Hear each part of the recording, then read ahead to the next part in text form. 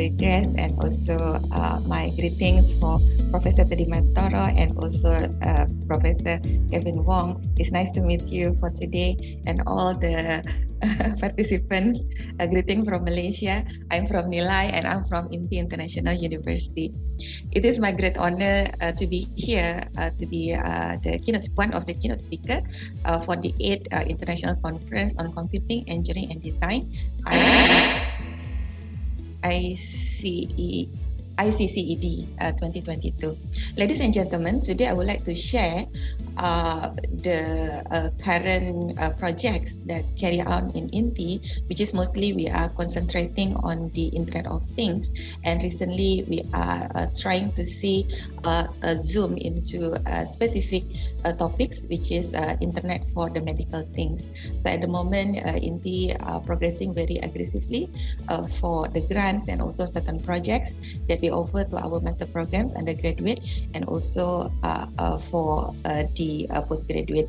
And I'm also happy that I'm part of the teaching staff in Nusa Putra University, and I have some students who are interested to take Internet of Things as well. So I would like to highlight on the concept of the IoT and also IoMT, and who knows in the future for those who are taking IoT maybe can focus on the IoMT in terms of the infrastructure and also in terms of the security that is required in the IoMT. So basically today we are going to see some concepts, and after that I would like to highlight on the data interoperability, which is the main issue in the IoMT nowadays. The outline of this presentation, I would like to start with the introduction. Let me just make it slightly bigger. Alright, so first I would like to go through IoMT with you. Then after that we are going to check on the current medical systems and also issues that currently emerge in the current medical systems. Then after that we are going to see the IoMT technologies, whereby I have mentioned before. I would like to highlight on the how to address data interoperability. And then here we have one so-called standard that has been used in IoMT to take care the variety of data which is coming from a variety of devices. So the standard that we use for the IoMT, we call it FHIR. We call it FHIR, but then actually the spelling is FHIR. And then I'm going to go through with you some of the key scenario, which is the case study, and then we're going to see how to manage, how to standardize the data which is coming from several devices. Then after that, I would like to highlight also how IoMT impacting the healthcare, and also we're going to see some challenges and future enhancement for the IoMT. Ladies and gentlemen, when we talk about IoT, definitely we talk about Internet of Things. We are talking about all connected devices, variety of devices, which is held by humans. I believe we are, holding more than one device at the moment. You have smartphone, you have tablet, you have television, you have laptop, maybe you have another what we call devices, yeah. And then what we understand is that all devices can be connected. Yeah, so this is where the concept of Internet of Things are there. And then the Internet of Things also embracing the biometric security, scanners, and then agriculture, and then smart city, and then smart countries, and also the future of the 5.0 society. And then IoMT basically is part of the subset of the IoT itself. The issue, as has been mentioned also by Prof. Kevin just now, given the sensitivity and strict regulation, this is where IoMT try to come up with a certain security prevention to make sure that only authorized person who can have the access for the medical data. Now, looking into the IoMT, so this is where we are focusing on the internet-connected medical devices. So we have our current devices actually, but then we focus on the functionality of the devices to focus on the medical, how to provide the data, which is the data is about our health data. So for example, we talk about the what we call high blood pressure, for example, or maybe about the sugar levels, and then about all the information. For example, if we have some symptoms for the infectious disease, so this is where we are thinking how to capture those information through our devices. Then after that, we are going to connect these devices to the medical authorities. We are talking about the hospitals, we are talking about clinics and so on. In Malaysia, and I believe in Indonesia as well, mostly we are very familiar with this device, but then there is no connection from this device to the clinics or to the hospital directly. So this is where we manage health ourselves by using a device, but it is more towards a personal care. It's not like one link the whole system, and then it is integrated with the hospital, clinics, and so on. And come back to the IoMT concept. This is where IoMT allows wireless and remote devices to securely communicate over the internet. And also we are talking about the rapid and flexible analysis of the medical data. As has been mentioned by Prof. Wong earlier, Prof. Wong focusing on the pathology, whereby over here we are talking, IoMT is talking about the infrastructure, how to make sure that the public health care, whereby normal people maybe in the urban area or maybe in the remote area, they are manageable, they are reachable, so that they can have a greater benefit of the healthcare for them. So it is despite their location, so basically we are able to provide the healthcare for them also, although they are in the remote area. And then talking about the IoMT market, there is a survey that has been captured that IoMT market is expected to grow from 41 billion in the world in 2017, and then it is expected like 158 billion by this year. Of course, IoMT triggered very greatly by the COVID-19. This is the great challenge whereby infectious disease is coming from one human to another human. This is where we are restricted to have a direct contact, and then we are supposed to go comply with the what you call social distances, and this is where devices become one of the solution for us to communicate and also to update our health status. So this is where every country they have their own medical apps. For example, in Indonesia they have Peduli Lindungi. In Malaysia we have My Sejahtera, and this is where we keep reporting, we keep scanning, and then the authority can have access to our personal data pertaining to the COVID-19. So this is where embracing the technology of the IoT and also IoMT, focusing on the medical devices, has been embraced from there. And then the COVID-19 basically has inspired the scientists to create a new smart healthcare, and then focusing on the early diagnosis. This is where we are talking about capturing the symptoms through the sensors, medical sensors. Then after that, we are looking at also the spreading prevention, and also the education part of it, the treatment. And also now COVID-19 has been loosened up a little bit, and this is where the IoMT try to make it easier to adapt the new normal. So basically, although the COVID-19 loosened up a little bit, but we are still updating our status in our apps. So this is where this is a trigger whereby we allow the authorities to know about our health situation, and the data is integrated for the whole country. When we talk about the current medical issue, basically we can focus on the patient's experience. Some survey has been conducted that patients basically they are required to have 24 hours, 7 days access to view their own personal health information.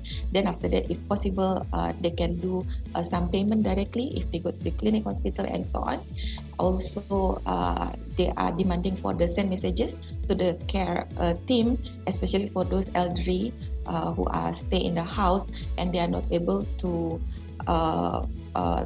travel to the hospital or clinic, and this is where sending message and also sending the personal health information to the caretaker is very necessary.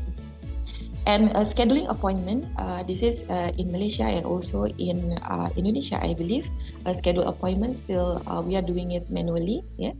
For example, in Indonesia, what I know, because my mother stay in Bandung, Indonesia, so my mother have to go to the what they call puskesmas. Yeah. Then after that, to take the what you call the number, and the number indicates where when actually my mother can come to the hospital for the schedule appointments. So this is where the schedule appointment, if we are thinking to have one system to make things easier for the all patients who would like to make appointments with the medical practitioners. So schedule appointment basically can be done remotely, can be done from their house, and they are convenient to do that. And then beside that, there is also a need to see a list of the prescription. So basically what we know, the prescription, usually it is kept as medical record in the clinic or the hospital, whereby the patient have to organize by themselves. But in the IoMT, the concept is that the patient have the access to the medical data related to them.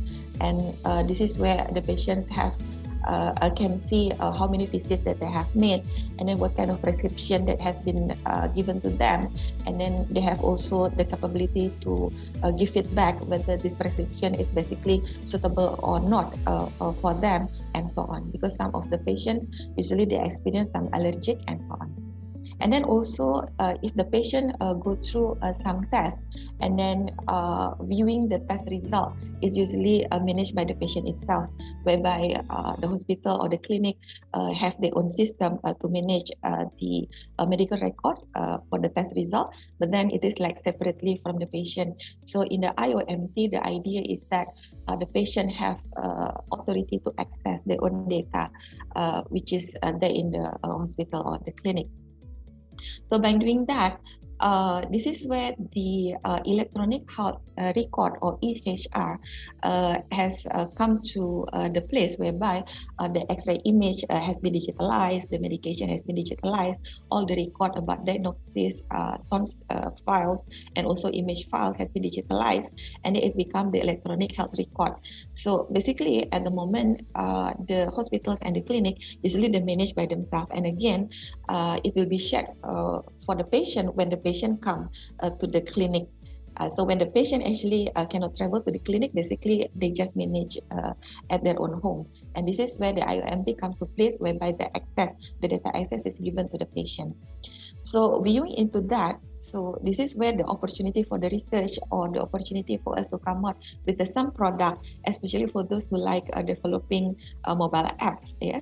So this is where some students in the postgraduate degrees, they are looking at into the possibility to create like apps to help on the mobile health, or video and audio technologies, which is helping the video conference between the doctor and the patients, and also remote patient monitoring, especially for those who are having infectious disease, whereby they cannot travel. They are suggested just to stay home, not to travel, because it is infectious. And also digital photography, and also some platform to store the data, and also to forward the data into forward technology, so that the patient having access to the data. Now, this slide is telling about how our IoMT can be adopted, because as we know that in the medical data, it's very sensitive, and it is our responsibility, especially for the medical practitioners, to keep the data privately and confidentially. So we say that the IoMT can be adopted looking at into three things over here. As we can see that the healthcare, basically 60% of the healthcare organization has already implemented IoMT to some extent.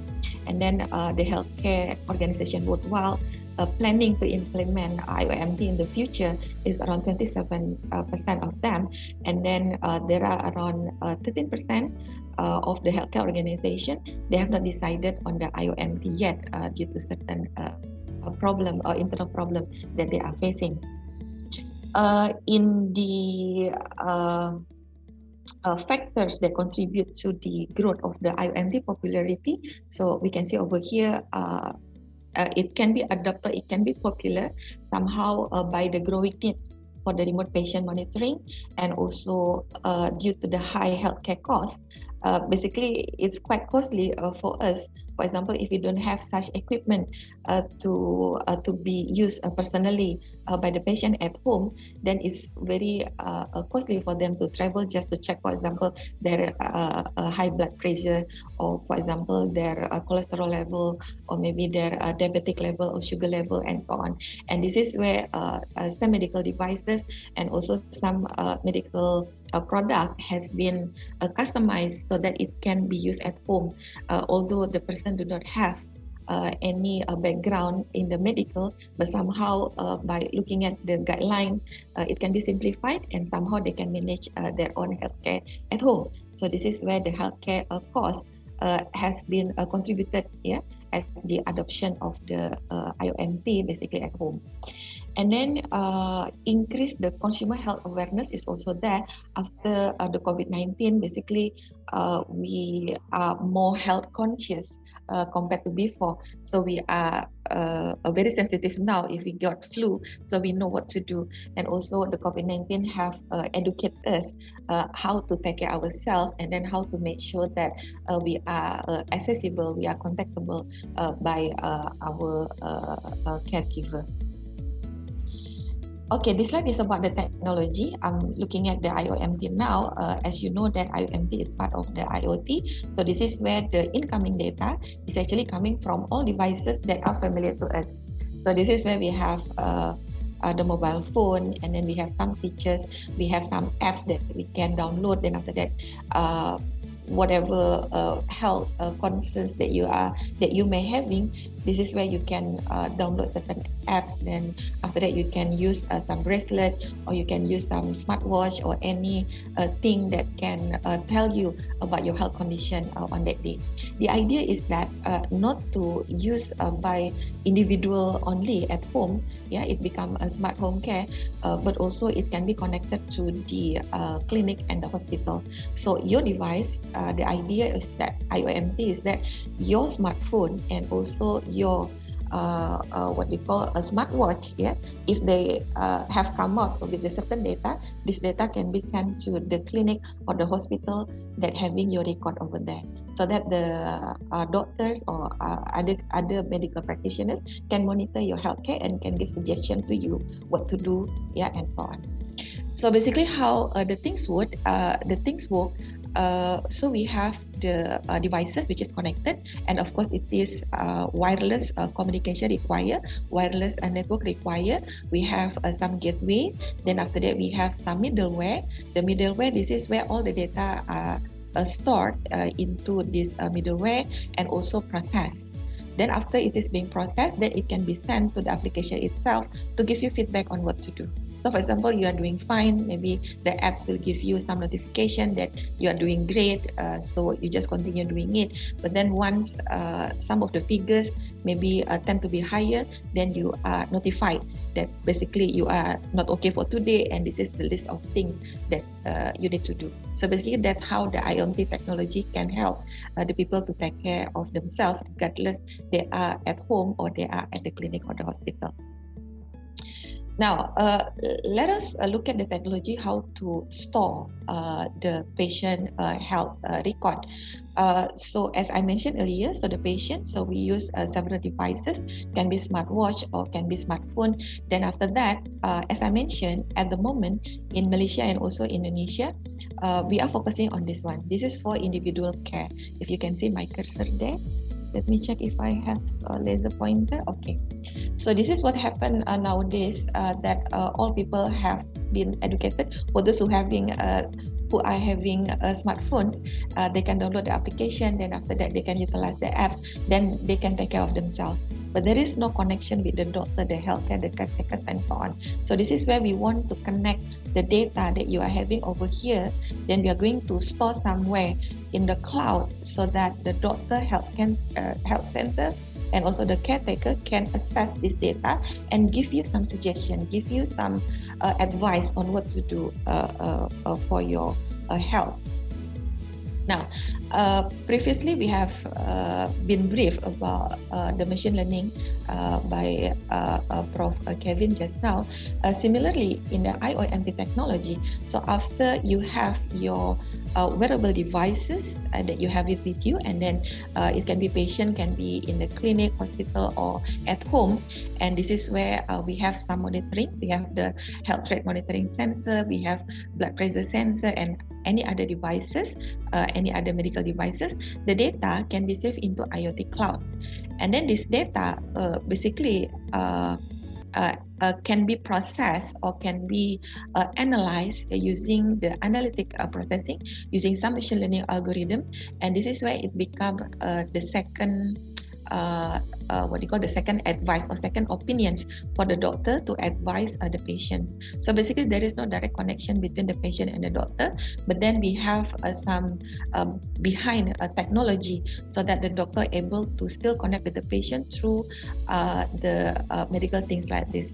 And this one not only helping the patients who cannot travel, but also help the elderly person who are, for example, at home, and then they need some continuous advice. And this is where the not necessary for the elderly to travel to the hospital, clinic, and so on, but the communication can be established with this kind of technology. Of course, there are some issue in the cloud base. The issue is always about the data security, and this is where there are some papers and also some project that has been going on, and I hope that this project hopefully can inspire Nusa Putra students, or maybe other students as well who are attending this conference. There are some projects that you can look at in the IoMT technology if you are focusing your research on the security. As we know that in the security, we have to fulfill CIA triad, which is from confidentiality of issue, integrity issue, and also availability issue. When we can fulfill this, then most probably your data is secured. So this is where the cloud-based, somehow it has some drawbacks, of course. If we submit our data to the cloud providers, definitely we hope that the cloud providers able to give some features, security features to us, and we have to pay for that. On other hand, if you happen to be a programmer, then maybe you can create some sort of program or apps whereby you can protect your own program or your own apps. At the moment, cloud-based IoMT systems, the drawback that has been identified by the previous works is that the single point of the failure, because everything is actually hosted on the cloud. So if the cloud basically has some threat issue there, then definitely the whole medical data breach or compromise. And this is the single point of the failure, and also security and the privacy has been compromised. So basically the CIA triad for those who are looking at more towards a security issue, then you can think how to fulfill this for your research. One of the way is actually to protect using encryption technology. Encryption, you need to encrypt your data. The encryption of the data, you can see over here, coming from all layers. So for example, from the IoT devices itself, you can encrypt the data that has been retrieved by the IoMT device. Then after that, this IoT device basically connect to the patient, and then this is where the patient upload the encrypted data to the storage, and then this encrypted data is the one that is forwarded or accessible by the doctor. Similarly, if doctor having a diagnosis or having some prescription for you, this is where the system will encrypt the data. Then after that, it's stored into the storage. Then the user is the one who access the data, it will be access the encrypted data. But of course, the user will be having some steps to see the real data. So this is one of the ways to protect the medical sensitivity issue, medical data sensitivity issue. On the other hand, another platform has been introduced, but this is more towards on the developer side, whereby we can utilize the blockchain. As we know that blockchain is very famous towards what we call cryptocurrency, or NFT, yeah, but we know that sometimes NFT is not stable. The price ups down. Cryptocurrency also, the price is ups and down. But then one thing about the blockchain, when we do not talk about all the currency, whatever available on the blockchain, basically blockchain have a very stable structure, and we can utilize this structure to protect our medical data. And this is where the blockchain is actually introduced and secured compared to the cloud-based in a way, because all the data has been validated by the medical practitioners and also the patients and so on, and it is stored on the blockchain. So any changes happening on the data, it will be traceable. So what we are utilizing the blockchain technology is that the stable, the secure technology that has been introduced in the blockchain. So we do not look aside the cryptocurrency, NFT, and so on, but then this is a very good platform also to provide security for the medical data. This slide is talking about the building of the IoMT. Definitely, the first issue that we have to encounter is always about the data. Data coming from a variety of devices, and this is where we ingest the high frequency data, low latency, associate data to patient, and so on. And then the challenges that we need to encounter towards the data, sometimes internet connection becoming one of the issue.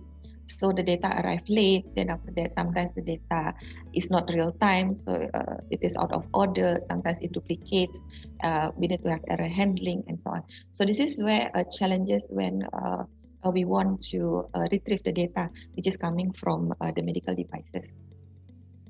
In a way, one of the solutions that nowadays are very popular in the IoMT is data interoperability. And then, as I mentioned, that one standard that has been used for the data interoperability, we call it FHIR.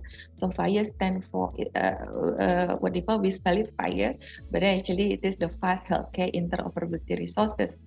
Why FHIR is introduced? Because of the challenges, as I mentioned earlier, and because coming from the variety of devices, this is where lack of the standardized data form, and also data sharing restriction, varying IP interface. We are dealing with a lot of interface, and then expensive interface cost, and also interpretation of the data. So basically, FHIR stands to become a standard that aims to improve data exchange, regardless the data actually coming from whichever devices. And then the key component for the FHIR actually to enable all the medical sensors, devices to be able to be connected with the health systems. So the whole thing together here is actually to support the smart care, the smart health system. So this one, this is also the same thing, telling this is the standard, and this is define how healthcare information can be exchanged between different computer systems, regardless how it is stored in the system. So regardless the architecture, whether it is stored in the cloud-based or whether it is stored in the local server. For example, in one hospital, they decided to keep all the data inside their own server, or maybe the data is pushed to the blockchain. Regardless, that the FHIR is always give a chance to enable all data to be accessed by all the information systems. What FHIR offers is actually the API. So maybe for those who like doing programming, so once you have the API, you are happy because you can adopt the API. Then after that, you can inject into your own application. So this is where the FHIR offers a common set of API. So later on, we are going to see how to accommodate this API and then how to normalize the data and so on. And then FHIR specification, free of use, yeah. And also developer, this is from the developer point of view. Developer can combine different components of FHIR, or we call it as resources. We are going to see that later, to target the specific clinical use case or create extension upon the core specification. So this is why FHIR nowadays is become the key component for a developer when they are developing their system.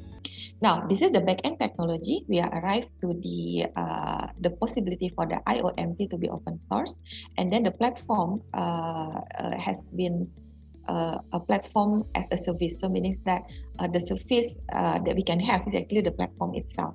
One of the famous platform that nowadays are considered stable and become one of the option is from the Microsoft. So my example over here is using Microsoft technology, whereby we use Microsoft Azure.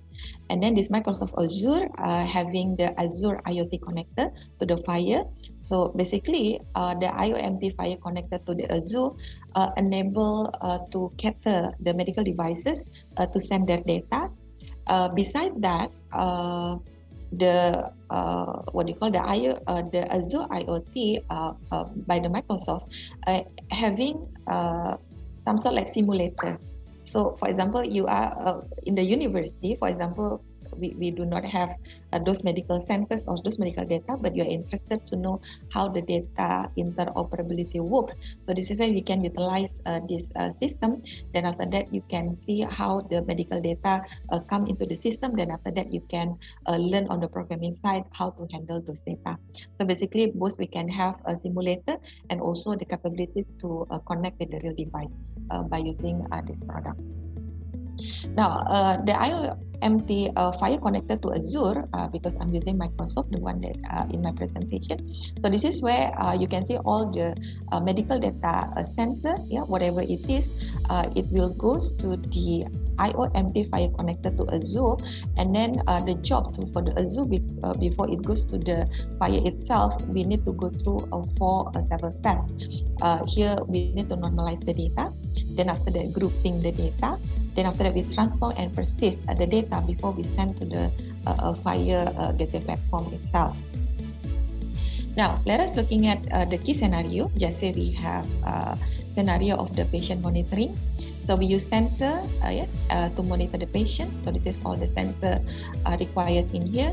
Then after that, we have research and life sciences. This is where to integrate IoMT and other data for research. We have clinical trials, we have data analytics. So everything is here. And also we have a smart hospital. So basically, the key scenario over here is to look at how the data can flow from the patient, and then the data can be utilized for the research and life science, and also can be utilized for the hospital, whereby in the hospital, the system, they call it smart hospitals. Now, when we talk about normalization, the data we have to transform into JSON form. So normalization, basically, we try to match and extract the data. Then after that, we use some template. The template used over here is using JSON. Then after that, it support the projection. So for examples, what we are looking at over here is different type of devices. We have one device to measure the heart rate, but then it's coming from different sensor. For example, this is the sensor for the heart rate itself. Another one sensor the heart rate, but it is coming from the smartwatch. And another one is also the heart rate, but then it is coming from the application from the smartphone. So now how this data can be sent to the platform, and then can be sent for the predictive analytics, and then given to the medical practitioners to be accessed. And this is where all the data is normalized. And using the JSON concept, we are focusing on the text. And this is where, although it comes from different devices, the data has been normalized in this way using the JSON format. Another normalization is that, for example, different data coming from one device. So for example, we have one patient, then after that, different data captured. We have the heart rate, we have steps, and then we have HRP. And this is where all this data also are normalized. So basically, when it comes to the normalization, regardless it comes from the a variety of devices, or it is coming from one device, a variety of the data that captured by the IoMT platform in here has been normalized, everything to the JSON format. The next one is to do grouping and buffering. So data is grouped according to the type, window time, and device ID. Then after that, go to the controls, end-to-end latency, and data is partitioned by the device ID. We are going to see that later. And then for the file conversion, we can extract the data according what we need the data. For example, we want to know the period of the data is taken. Then after that, define the coding, Then we can set the data type, we can map the data for the current observation, and then come up with the visualization. Yeah. Then we can have identifier handled by the system, link observation to patient and device, and also support component. Now, this is where this is how the what they call the fire observation example looks like.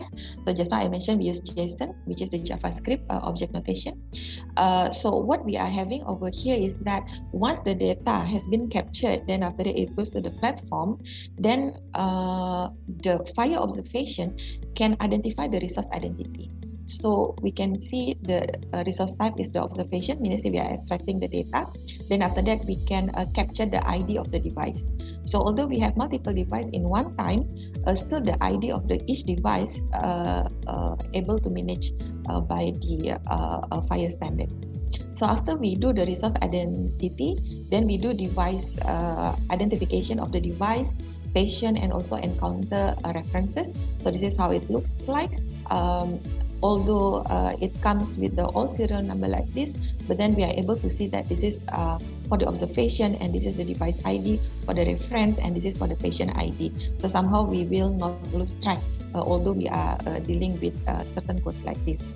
The next one is the observation code. So for example, we want to capture the heart rate from the device itself, and this is where we can put some codes, and then what are the data type that we want to extract, we can just put the code over here.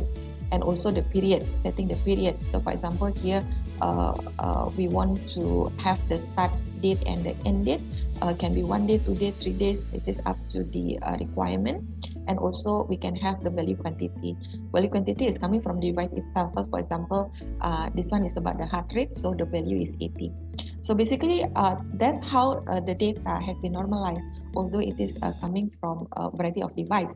And basically what we are doing over here is actually connecting the patient with the device for the observation. Then after that, we encounter all the variety of the data in here. Now the next one is about the mapping. So when we go to the mapping, then we check the configuration. We have the template to make sure that it is compliant with the FHIR data. So this is the normalized data that we're having just now from the different devices. Then after that, we comply with this template, and this is where the FHIR data it looks like. So when we use FHIR standard, then everything will be the same. So no problem at all for the programmers to check the data. Then after that, we want to analyze the data, will be no problem at all. As you can see over here, this is the heart rate coming after normalization. Then following the template, they have their own certain codes here. For example, we want to extract the code for the heart rate, and also the code for the quantity, because we want to extract those. Then after that, this is the FHIR data, how this looks like. Somehow it is same. The mapping is not that really difficult because it looks similar because we comply with the FHIR data. Now, looking at the architecture, so what we are going to do after we extract the data. So basically, because I refer to the Microsoft technology, so basically this is the devices. The next step, what Microsoft do is we have a certain step over here. For example, we do some ingestion, then enrich and persist, and also notification and action. This is all the Microsoft product. It means that they have variety of apps, and then they connect all apps together to support the IoMT itself. So in the ingestion, we can see over here we use Azure IoT, then we have device gateway, and also we have, for example, connection with the Bluetooth. And this is where for the second step, the data will go to the Azure IoT connected to FHIR. And this is where the API can be established from all the data coming from the devices, and also coming from EHR, electronic health record, and also the third party if we employ third party into the system. And after that, this is the Azure API, and then this API you can utilize another what they call a program. For example, you use Power BI. So we know Power BI is one of the analytic tools. Power Apps, Dynamic 365, Teams, can be used as well to store the record and also to have a meeting or video conference between the doctor and the patient. Then after that, we have mobile and web apps, and also we have smart apps in here. So basically what we see just now, the normalization happening in here. Then after that, it will pass through using API to make sure that it goes to the correct analytical tools. Now the next one is about how to come up with the visualization or the analytic. So basically, after the data, this is the measurement of the data. Then after that, we have, I mentioned earlier just now, Azure IoT connector, Azure API. Then after that, for example, we use Power BI. So in here, the Power BI have the capability to identify the name of the patient, although it is coming from different devices and different locations. So basically, this is the examples that we can have the full name, the phone number, and also we can have to the measurement. So based on this measurement, after we define the duration of the measurement that we want to observe, then you can come up with a certain visualization like this. So come to the visualization, definitely the next step is to have some advice. So this is advice will be sent as notification to the patient itself. So this is how actually the back-end technology works for the IoMT using FHIR standard. Now, if we look at the data itself, after the measurement, then we go through all these things. This is how the data looks like. This is, for example, payload from the mobile phone using the JSON format. Then after that, normalization mapping file before it goes to the FHIR API. You can see over here, everything is using JSON to make things easier. Then after that, this is the next step is to the three steps that we have seen earlier from the payload, mapping, then after that normalize. And this is where the ingestion now has been done in the Azure IoT connector to the FHIR. The normalize, this is the steps to the normalization. Then after this is where we are grouping the data based on the device type and time, because basically once we want to do observation through medical device, we are not talking about hundreds of data, we are talking about thousands of data, 100,000 of data, we are talking about million of data, we are talking about billion of data. Even one patient can have like 100 record of data. So basically we are handling massive data. So normalization becoming important, essential at this step before we go for the analytics. Sorry. Yeah. So after that, I think I have discussed this. This one is to highlight about the device resources. As I mentioned earlier, we are dealing with the massive amount of the devices and data. And this is where you can see that some of the data in the JSON, they are interconnected. So for example, after the normalize, we do the mapping, then after that, we do the observation of the resources itself. You can see that the key, the code that we have written earlier, for example, this is the system, this is the code, the unit, it will be transferred into the next step, the next module of the observation. Similarly, for the device resources, although you're only focusing on the normalizing the data, mapping, and then from which device, this is where observation resources, this is where the device still can be retrieved. So we will not lose track of the devices, although we are handling with the massive data. So the code basically to ensure that every module will be sent like a primary key for each module, similarly like happening in the database, but then this database is actually in the JSON format. Now, after we do all the Azure IoT connector to the FHIR, this is where we do the persist steps. This is where we develop the Azure API. So this API basically to make sure that we are going to analyze specific patient, specific record data on the specific time. So sometimes we want to analyze the record of the patient 2 years ago, or 3 years ago, or 4 years ago. So this is where Azure API have the capability to do that, although it is in the JSON format.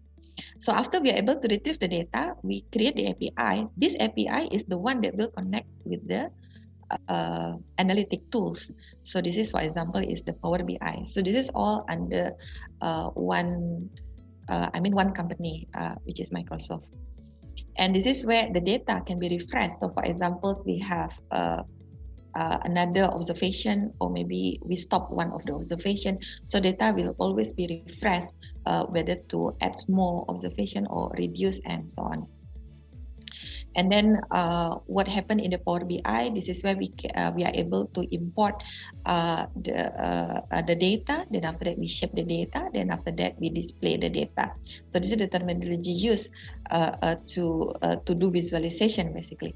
So we import fast patient observation resources, which is coming from the API. Then after that, we merge the patient or observation resources. For example, we extract many type of years, for example, for 3 years, 4 years. And then after that, we display the report and also the visualization. And this is for examples. The visualization, as we know that visualization is very interactive with the user. So this is where we have a full name, for example, of the patients.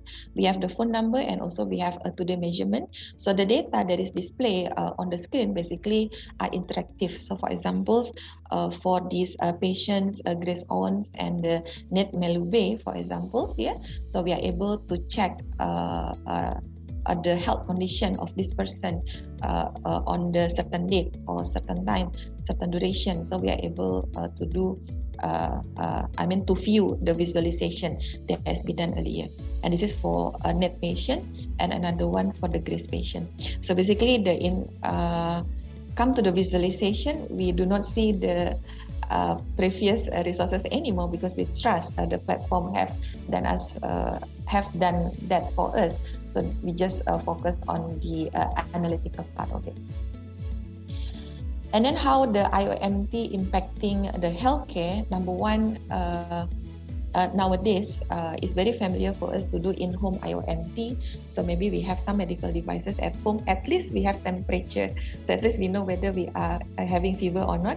We have small temperature. Maybe it's not digital one, or maybe digital one. But then it's more towards in-home, call it smart home care. In-home IoMT. So this is where a lot of people to translate medical data from their home or other location. And also on-body IoMT. On-body IoMT basically the use of the wearable devices that are connected to the system. And also we have a community for the tracking the patients. And also we have in a hospital IoMT. This is for the quality. A hospital must manage the quality and supply the medical data or record. Come to the challenges. Of course, challenges is always be there. So what we can see over here is that challenges of the IoMT comes for the privacy and security of the data, scalability, upgradation, regulation, standardization. So maybe I due to the time constraint, maybe I did not elaborate more on this one, but this one just a summary of it. Cost efficacy also one of the issue, environmental impact, and then on the other hand we have also data management, interoperability, which is I have demonstrated to you how it works, and also power consumption. For those who are interested with the cybersecurity, so this is the possibility of the threats coming to the IoMT environment. Starting from the data confidentiality, this is the typical attack that can be erased to the IoMT environment, and then integrity, and this is the type of the attack, the authentication, the authorization, and also the availability, which is the DOS attack. And then what's next in the future? Definitely the IoMT has streamlined the process and improved the patient experience, and the patient somehow benefit the convenience, higher engagement with the medical visit, few in-person medical visit. Then providers have gained more accurate data, diagnose, and also time management, and also traditional health somehow has watched the digital transformation. And this is where the poorest or most remote location have better access now to the healthcare facility. All right, I think I end my presentation. Thank you.